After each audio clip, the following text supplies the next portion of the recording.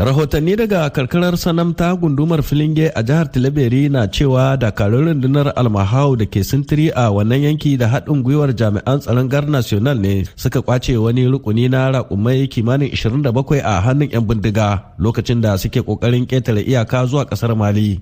Ɗaya daga cikin shugabannin al'ummar karkarar Sanam Alhaji Lawali ya yi min bayani a game da wannan al'amari. Jami'an tsaro sun zo da wasu raƙuma nan wajajenmu.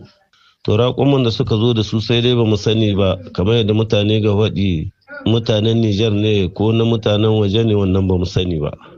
Amma dai akwai raƙuma an zo da su. Domin tantance mamallaka waɗannan raƙuma, hukumomi sun ba da damar a ziyarci cibiyar kula da harkar huji ta garin Sanam inda aka ajiye su.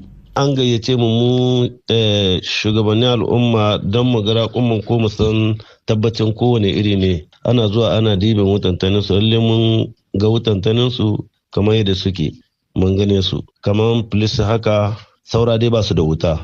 Kamar can baya wani lokaci kana gani cikin kasuwa masu dabbobi suna zakkuwa suna dibin bisar da adda wutar su, suna cewa wa'an gana su ne, kuma lalle da gudunmawa hukumomi har a ba su bisashen su.